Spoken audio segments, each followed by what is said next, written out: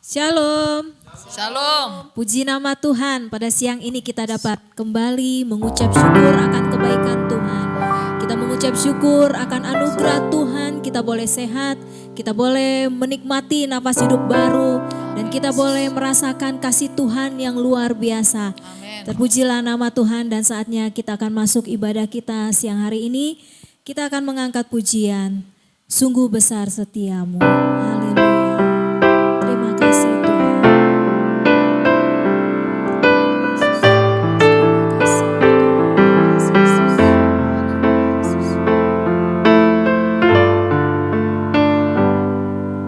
Sungguh besar setiamu, nyata di sepanjang hidupku. Darah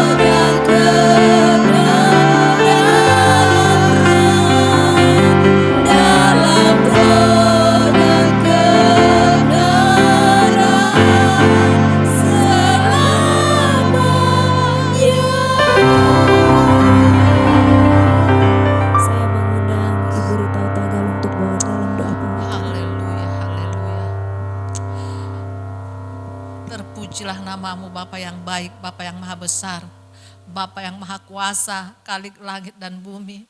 Kami sembah Engkau di siang hari ini Tuhan, sebab Engkaulah Raja kami.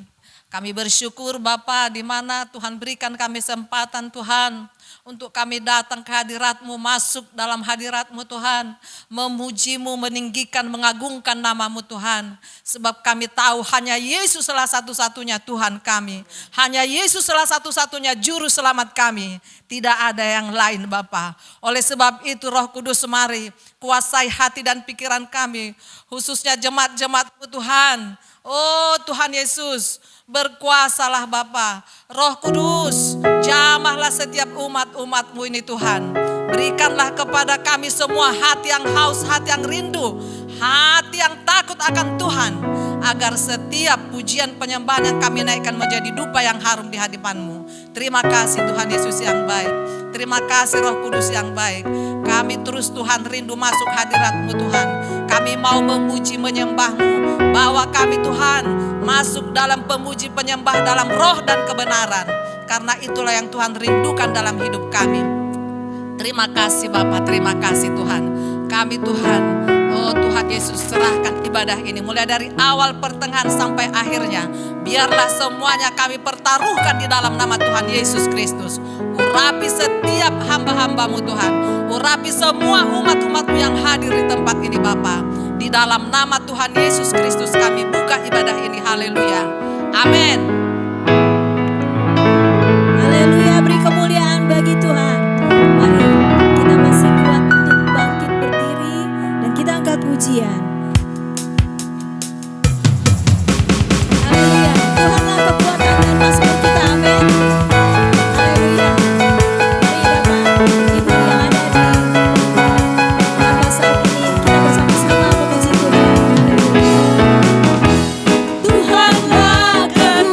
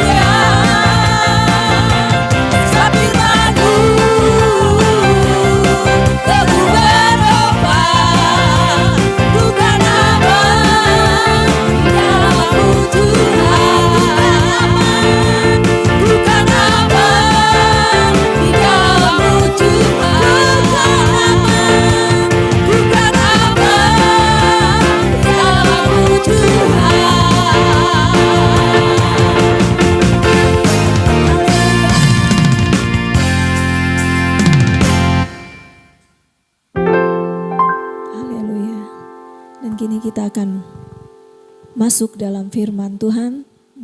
Saya persilahkan untuk duduk kembali. Kita angkat pujian, Yesus kau kebenaran yang menyelamatkanku.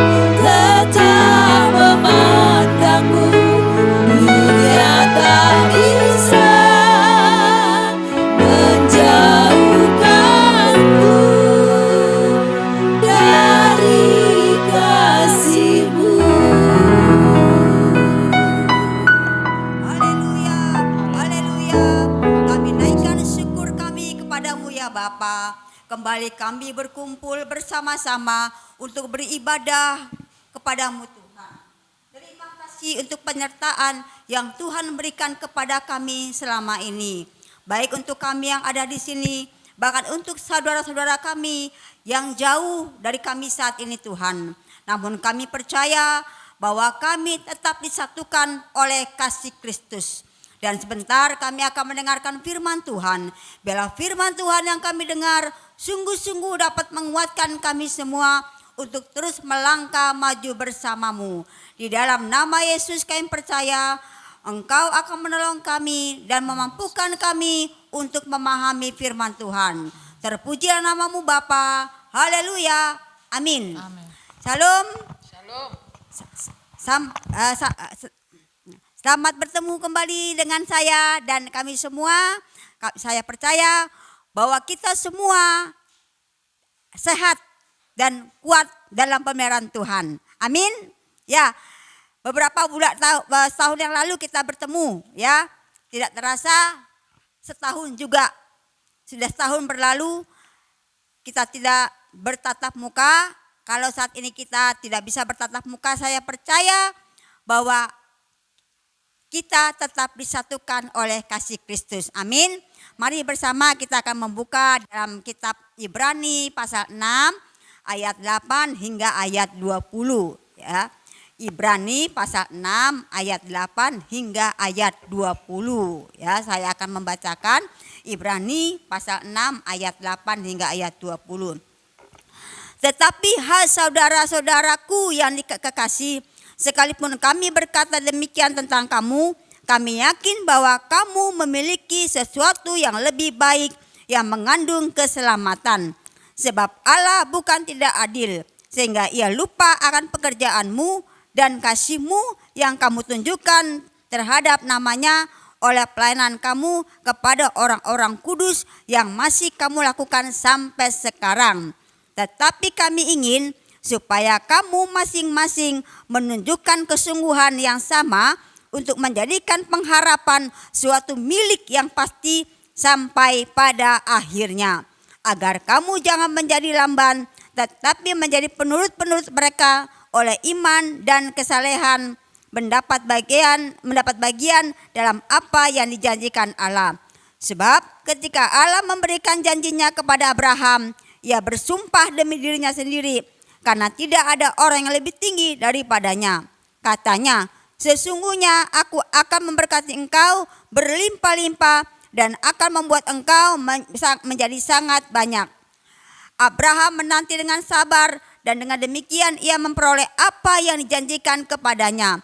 Sebab manusia bersumpah demi orang yang lebih tinggi dan sumpah itu menjadi suatu pengokohan baginya yang mengakhiri segala bantahan.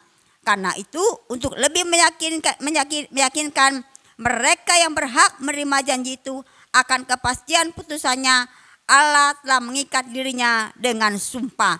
Supaya oleh dua kenyataan yang tidak berubah-ubah tentang mana Allah tidak mungkin berdusta, kita mencari perlindungan, beroleh dorongan yang kuat untuk menjangkau pengharapan yang terletak depan kita. Pengharapan itu adalah sau yang kuat dan aman bagi jiwa kita yang telah dilabuhkan sampai ke belakang tabir, di mana Yesus telah masuk sebagai perintis bagi kita ketika ia menurut peraturan Melkisedek menjadi imam besar sampai selama-lamanya. Amin. Ya, tema khotbah saya pada siang hari ini adalah alasan untuk tetap berharap, ya. Alasan untuk tetap berharap. Di tengah pandemi saat ini ada banyak kesulitan-kesulitan yang dihadapi oleh banyak orang. Tidak terkecuali siapapun, bahkan hamba Tuhan. Nah, dalam situasi seperti ini tentunya ada banyak keputusasaan yang dialami oleh banyak orang. Dan tidak terkecuali juga hamba Tuhan. Namun firman Tuhan pada siang hari ini mengingatkan saya, mengingatkan kita semua tentang pengharapan di dalam Tuhan. Adalah alasan mengapa kita harus berharap dan terus berharap dan tetap berharap kepada Tuhan. Saya akan menguraikan yang pertama, ya. Yang pertama, alasan pertama adalah Tuhan mengontrol hidup kita. Ya, Tuhan mengontrol hidup kita. Tuhan tahu segala sesuatu yang terjadi dalam dunia ini. Dan dia izinkan itu terjadi supaya apa? Ya, kita tetap bisa menjalani masa-masa sukar dengan kuat dan tetap beriman kepada Tuhan. Firman Tuhan katakan ya bahwa dia adalah pengharapan kita. Dia adalah sau yang kuat bagi orang yang percaya kepada Tuhan. Dan karena itu Tuhan mengontrol hidup kita di saat apapun, keadaan apapun, kesulitan apapun, dia tetap ada bagi kita. Amin. Oke. Yang kedua, ceritanya belum selesai. Ya, ceritanya belum selesai artinya bahwa kehidupan kita selama hidup dalam dunia ini, kita akan terus melakukan cerita-cerita ataupun peranan-peranan yang Tuhan percayakan kepada kita. Alkitab banyak menceritakan situasi yang menyesakan dalam kehidupan beberapa tokoh, tapi berakhir dengan berkat kemenangan. Contohnya itu ada Yusuf, ya, ada Ayub, ada Musa, ada Paulus dan banyak lagi tokoh-tokoh Alkitab yang mengalami masa sukar namun tetap bertahan. Kenapa? Karena mereka percaya bahwa hidup mereka, ya, peranan mereka dalam dunia ini belum selesai. Karena itu kita harus menceritakan cerita kasih Tuhan dan kita adalah alat bagi Tuhan. Amin. Yang kedua, yang ketiga, maksud Tuhan mengizinkan kita menderita. Ada maksud Tuhan mengizinkan kita menderita. Siapa orang yang mau menderita? Tidak ada. Baik saya, baik bapak, adik-adik, abang-abang di sana juga belum tentu mau menderita. Apalagi di tempat yang tertutup. Tidak bisa melihat dunia luar secara bebas. Tapi percayalah, ada maksud Tuhan mengizinkan kita menderita. Nah, sekarang menderita atau tidak tergantung kita menyikapinya. Ada orang sepertinya dia bebas tapi jiwanya menderita. Ya, hatinya tidak tentram, hidupnya tidak tentram. Tapi ada orang yang dikurung namun dia menyikapinya dengan ucapan syukur dan mengerti, belajar mengerti juga bahwa itu untuk kebaikannya. Nah, bapak-bapak, abang-abang, adik-adik, ada maksud Tuhan mengizinkan kita menderita, ya, yaitu agar Tuhan menyatakan rencananya bagi kita sehingga kita akan merasa lebih tenang. Dengan mengerti maksud Tuhan, kita akan mampu bersukacita dalam setiap keadaan. Firman-Nya berkata bahwa rancangannya bagi kita adalah rancangan damai sejahtera dan ya masa mendepan yang penuh harapan. Ya, rancangannya adalah rancangan yang penuh harapan bagi orang-orang yang percaya kepada Tuhan dan mengerti maksud Tuhan mengapa kita mengalami penderitaan di dalam dunia ini. Dan kita bisa melihat bagaimana juga Paulus mengalami penderitaan tapi dia tetap bersukacita dalam penjara. Ya, dia tetap bisa memuji Tuhan, dia tetap bisa menjadi berkat. Dan akhirnya apa? Dia menjadi orang yang berkemenangan setiap hari. Nah, karena itu yang ketiga, izinkanlah Tuhan untuk mengasah iman kita lewat penderitaan. Penderitaan itu ada banyak, ya. Ada sakit, ada karena dibuat orang, ada juga karena perbuatan sendiri. Tapi ingatlah bahwa diizinkan Tuhan bukan berarti Tuhan membenci kita, tapi Tuhan mengajar kita untuk kita apa? Hidup lebih baik lagi. Ketika kita mengatakan, Tuhan aku mengasihimu. Dan disitulah Tuhan menguji iman kita. Menguji kasih kita. Apakah di tengah-tengah penderitaan kita tetap mengasihi Tuhan. Oke. Yang keempat, Tuhan mengasihi kita, ya. Yang keempat, ya, alasan kita untuk berharap adalah Tuhan mengasihi kita. Masa iya? Pasti kita berkata begitu. Ya kan? Masa iya sih menderita Tuhan mengasihi kita? Ceritanya dari mana itu? Nah, memang secara pikiran kita kok rasanya gak mungkin gitu loh. Katanya Tuhan pengasih, Tuhan penyayang. Nyatanya kenapa? Aku menderita juga. Nah, tunggu dulu ya. Tuhan mengasihi kita, menguji kita. Itu tadi ya, tadi seperti saya bilang, sampai di mana iman kita, sampai di mana kasih kita. Apakah kita mengasihi Tuhan saat kita senang saja, saat kita sehat saja, saat kita kaya, ya kan? Nah, kalau seperti itu, belum tentu kasih kita kepada Tuhan itu sungguh-sungguh nyata. Ya puji Tuhan kalau saat kita bebas, saat kita kaya, saat kita sehat, kita tetap mengasihi Tuhan, tetap mengasihi sesama. Dan ujian yang paling penting adalah ketika kita jatuh. Di situ harus ada pembuktian dari kita pribadi. Apakah benar-benar kita mengasihi Tuhan? Ketika kita benar-benar mengasihi Tuhan, maka kita benar-benar merasakan bahwa Tuhan mengasihi kita. Ada amin? Ya, pasti itu ya. Jadi bahkan orang yang paling tidak dicintai dalam dunia ini pun sangat dicintai Tuhan. Itulah alasannya mengapa ia mengizinkan anaknya Yesus untuk mati di kayu salib. Ya, kenapa? Karena Tuhan mengasihimu, Tuhan mengasihi saya, Tuhan mengasihi kita semua. Dan karena ia tahu, ya, karena ia tahu sakit dan deritamu, sakit dan deritaku, ya, ia menangis bersamamu, ia menangis bersamaku, dan ia mengutus Roh Kudus untuk menghibur dan menguatkanmu dan menguatkan saya, menguatkan kita semua. Ya, itulah bukti kasih Tuhan. Ia menghibur kita, mengutus Roh Kudusnya sehingga kita tetap kuat di dalam ya, teman-teman saya juga mengeluh. Sejak masa pandemi ini ada banyak jemaat yang tidak beribadah. Lalu yang mereka keluhkan apa? Kurangnya perpuluhan, kurangnya persembahan. Ya, dan saya katakan kepada mereka, saya bersyukur, saya bilang kan, saya katakan, saya bersyukur bahwa gereja kami sekalipun tidak menghasilkan banyak uang dalam persembahan atau perpuluhan, Tuhan tetap memelihara kami semua. Semua jemaat kami tetap bisa makan.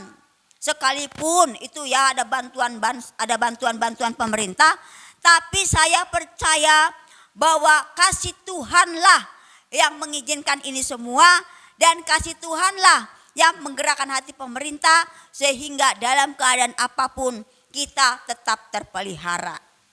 Ya, sama seperti saudara-saudara di sana semua tetap terpelihara sampai hari ini. Tetap bisa makan, tetap bisa minum, bahkan tetap bisa memuji Tuhan. Amin. Oke, ya. Itu yang keempat ya, Tuhan mengasihi kita. Yang kelima, Tuhan mendengar doa kita. Ya, Tuhan mendengar doa kita.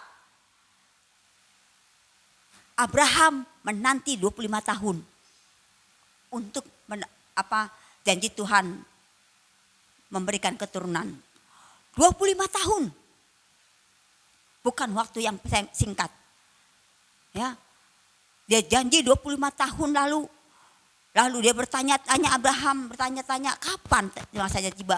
Tuhan tidak pernah berkata, nanti Abraham 15 tahun, 25 tahun tidak. Tuhan hanya menjanjikan kepada Abraham bahwa engkau akan kuberikan keturunan, dan keturunanmu akan seperti bintang-bintang, bahkan pasir di laut. Dan Tuhan tidak memberitahukan kapan waktu yang dia akan memiliki keturunan. Ya, saat Tuhan berfirman seperti itu, dia berusia sekitar 75 tahun. Ya, 75 tahun. atau 90 tahun lebih pokoknya. Nah, dan terjadilah selama dia menanti, pengharapan itu pun terjadi. Dia dikaruniai seorang anak yang dinamakan Ishak. 25 tahun. Kadang kita menderita belum seperti yang dialami oleh banyak hamba-hamba Tuhan dalam tokoh-tokoh Alkitab. Tapi mereka tetap menanti dan terus berdoa. Dan akhirnya Tuhan mendengar doa mereka. Ketika orang tua yang jahat, ya, sekalipun tidak akan memberikan batu ketika anaknya meminta roti, atau ular ketika mereka meminta ikan. Jika manusia berdosa memiliki kepedulian yang sedemikian, apalagi Bapa di sorga yang mendengarkan, menjawab doa dan permohonan kita. Percayalah, ya, sedikit waktu lagi kemenangan itu, sukacita itu akan tiba bagi kita semua. Hanya bersabar yang Tuhan minta. Kita akan bisa melewati masa-masa pandemi ini. Pada akhirnya kita akan bisa bertemu dengan keluarga kita, berkumpul dengan teman-teman kita seperti dahulu. Kita baru mengalaminya sekitar hampir 1,5 tahun, ya. Tapi masa-masa kita merdeka selama ini begitu panjang. Dan sabarlah menanti sampai waktu itu tiba. Yang keenam, Tuhan tidak pernah membiarkan kita menghadapi sesuatu sendiri. Kenapa? Karena Tuhan sudah berjanji bahwa sekali-kali tidak akan membiarkan kita atau meninggalkan kita sendiri. Ibrani 13 ayat 5 hingga 6. Tak perlu percaya saja penyertaan dan pertolongannya. Ingat, Tuhan tidak pernah membiarkan kita menghadapi sesuatu sendiri. Dia akan kirimkan orang-orang, ya, untuk memberikan kekuatan kepada kita. Akan mengirimkan orang tua, akan mengirimkan apa saja yang membuat kita menjadi terhibur. Mungkin kita membutuhkan penghiburan saat ini. Kita membutuhkan sesuatu yang supaya iman kita kuat. Buka HP kita, ya. Lihat di sana ada berita-berita atau postingan-postingan atau kiriman-kiriman dari mereka yang kita kasihi ataupun orang yang tidak kenal, dan itu akan menguatkan iman kita. Nah, ya, itu yang keenam. Tuhan tidak pernah membiarkan kita menghadapi sesuatu sendiri. Oke, yang ketujuh, jika yang lain berhasil melewati situasi seperti yang kita hadapi saat ini, kita pun pasti bisa melewatinya. Ya, orang lain kenapa bisa?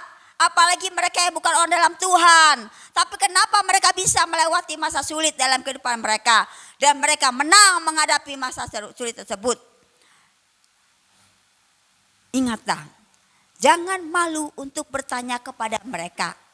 Ya, tanyalah tips-tips mereka. Sekalipun mereka bukan orang yang beriman atau percaya kepada Tuhan, tapi tips-tips itu berguna bagi kita. Ya. Nah, memang ada tips-tips yang orang dunia yang tidak mengenal Kristus yang membuat mereka bertahan menjalani masa-masa sulit. Bertanyalah kepada mereka dan jalanilah. Lalu apa? Bersekutulah. Karena di mana 2-3 orang berkumpul, ya, Tuhan hadir. Dan ketika bersekutu dengan mereka, kita dikuatkan. Kita ceritakan segala permasalahan kita, selama itu kita aman. Dan ingat, kita harus ceritanya kepada siapa? Supaya apa? Ya, kita diarahkan kepada jalan-jalan kehidupan. Amin. Yang ke-8, yang terakhir, ya, ada kehidupan kekal. Kehidupan di dunia hanya sementara. Sekalipun dunia ini menderita, ya, kemuliaannya di surga tidak dapat dibandingkan dengan apapun di dunia ini. Kalau kelak kita akan menikmati kesenangan bersama Tuhan. Kelak kita akan mengalami kemenangan bersama Tuhan. Kelak kita akan menikmati berkat-berkat Tuhan yang melimpah, ya, susu dan madu. Jangan biarkan bebanmu, ya beban kita mengalahkan iman kita. Kan percayalah bahwa iblis akan berkeliling, dia terus berkeliling. Dia akan memantau siapa yang memiliki kelemahan iman dan keputusasaan di tengah-tengah dan tidak merasa di tengah-tengah lah iblis melihat. Pertama dia melihat kita. Lalu dia melihat iman kita. Lalu dia melihat betapa putus asanya kita. Dan dia akan masuk menyergap dan menghimpit kita dan menghancurkan kita. Nah, karena itu ya, percayalah, ketika kita kuat, ketika kita memiliki pengharapan dalam Tuhan, ketika kita tidak putus asa, maka Allah akan memberikan jalan keluar. Ya, di sini dikatakan ya. Nah, di sini dikatakan ada itu ya. Dari dalam ayat 18 ayat yang ke-19, pengharapan itu adalah sahu yang kuat dan aman bagi jiwa kita yang telah dilabuhkan sampai ke belakang tabir, di mana Yesus telah masuk sebagai perintis bagi kita ketika ia menurut peraturan Melkisedek menjadi imam besar sampai selama-lamanya, sampai di belakang tabir. Tabir ya. Yesus menyobek tabir itu. Dia mati di kayu salib untuk menebus dosa kita. Dia adalah sahu bagi kita. Dia adalah pengharapan bagi kita. Percayalah bahwa di masa sukar dia tetap bekerja sampai selama-lamanya. Amin. Ya, ingat bapak-bapak, abang-abang dan adik-adik, ada 8 alasan mengapa kita tetap berharap. Yang pertama, Tuhan mengontrol hidup kita. Yang kedua, cerita dalam kehidupan kita belum selesai. Yang ketiga, ada maksud Tuhan mengizinkan kita menderita. Yang keempat, Tuhan mengasihi kita, maka Dia menguji sampai di mana iman kita. Ya, yang kelima, Tuhan mendengar doa kita. Yang keenam, ya, Tuhan tidak pernah membiarkan kita menghadapi sesuatu sendiri. Yang ketujuh, jika orang lain berhasil melewati situasi sulit, apalagi kita anak-anak Tuhan. Ya, ingat saja janji Tuhan bahwa kan ada kemenangan besar bagi orang-orang yang setia dan tekun menantikan janji-janji Tuhan di dalam penderitaan. Yang ke-8, ada kehidupan kekal. Kehidupan di dunia hanya sementara. Suatu hari kita semua akan berpulang. Dan kita akan menikmati kebebasan dalam Tuhan. Menikmati sukacita selama-lamanya bersama Tuhan. Dan percayalah, pengharapan memberikan kita semangat dan keberanian untuk tetap berlari sampai ke garis finish. Amin. Ya, mari kita berdoa.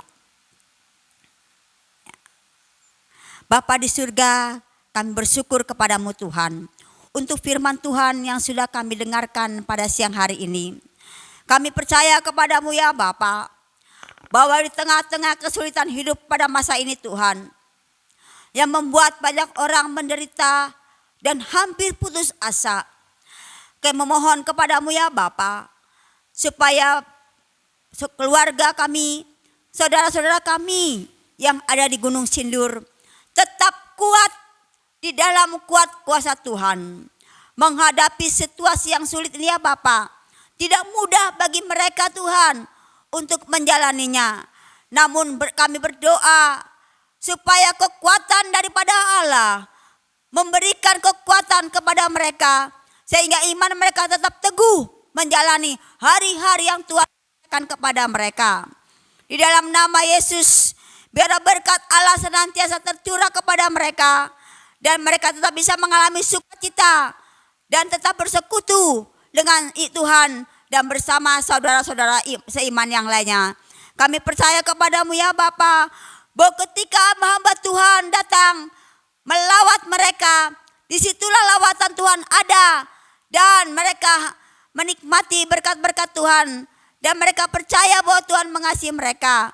Dan biarlah setiap yang mereka dengar lewat hamba Tuhan, baik itu firman Tuhan, baik itu puji-pujian, itu menguatkan iman mereka senantiasa dan mereka tetap terhibur dan bersukacita selalu. Di dalam nama Yesus kami ucap syukur. Amin.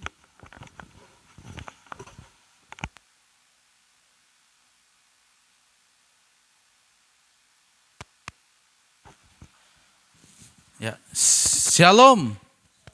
Sekali lagi shalom semua. Ya, bapak-bapak ya yang ada di Lapas Gunung Sindur, warga binaan. Ya, kami dari Gereja Kristus Rahmani Indonesia atau biasa disebut GKRI ya, Jemaat Kairos Agung Mulia, ada di belakang kita, ada di spanduk di belakang. Mengucapkan terima kasih banyak-banyak kepada pengurus di gereja di Lapas Gunung Sindur ini yang sudah memberikan kita waktu, kesempatan untuk kita bisa melayani Tuhan, memberikan sedikit bantuan untuk bapak-bapak semua yang ada di Lapas Gunung Sindur, warga binaan. Ya, kami sangat-sangat berterima kasih diberikan kesempatan untuk boleh melayani Tuhan di tempat ini. Dan juga terima kasih buat semua hamba-hamba Tuhan dari gereja GKRI Kairos ya, kepada Kak Mary, Evangelis Meriana Sirait yang sudah menyampaikan firman Tuhan, dan juga kepada para pelayan WL, pemusik, singer, bahkan petugas kameramen yang telah membantu ibadah atau rekaman kita. Dan terima kasih juga buat Bung Desi ya yang juga sudah membantu kita memfasilitasi untuk kita bisa melayani di Lapas Gunung Sindur. Ya, tadi firman Tuhan sudah disampaikan juga lewat doa hamba Tuhan yang tadi sudah mendoakan kita semua. Biarlah kiranya bapak-bapak yang ada di Lapas Gunung Sindur, para warga binaan ini tetap kuat di dalam Tuhan. Amin. Ya, saya mungkin tidak merasakan seperti bapak-bapak atau teman-teman yang rasakan saat ini. Tapi satu hal yang saya lihat, berapa kali saya sudah pernah datang ke tempat ini, ya memang ada duka, ya ada kesedihan. Kenapa sih saya bisa di penjara? Ya mungkin karena kesalahan yang kita buat, ya. Tapi biarlah lewat firman Tuhan tadi dan juga lewat hamba-hamba Tuhan yang suka datang ke lapas ini, kiranya kita boleh menyadari bahwa kesalahan kita tidak hanya menjadi pelajaran yang berharga buat kita, tapi biarlah kesalahan kita ini sungguh membuat kita berubah. Amin. Membuat kita dipulihkan. Biar ke depan saya percaya bapak-bapak semua pasti hidupnya lebih baik bersama Tuhan Yesus. Amin. Ya, dan juga keluarga pasti sudah menanti di rumah. Ya, kiranya tetap kuat di dalam Tuhan. Tetap andalkan Tuhan dalam situasi apapun, dan mungkin juga ada yang kesalahannya tidak bagaimana tapi hukumannya begitu berat, ya itu juga satu pergumulan, dan kita doakan supaya Tuhan menolong setiap bapak-bapak yang ada di Lapas Gunung Sindur. Ya mungkin ini saja yang kita sampaikan. Jadi sekali lagi terima kasih, dan kita terus berkomunikasi, kita terus bangun hubungan supaya di waktu yang akan datang kita juga bisa terus melayani bapak-bapak, dan kita doakan supaya COVID ini setelah segera selesai, supaya kita juga bisa datang langsung bertatap muka dengan teman-teman bapak-bapak di Lapas Gunung Sindur. Ya mungkin itu saja dari kami, dari Gereja Kristus Rahmani Indonesia, Jemaat Kairos Agung Mulia.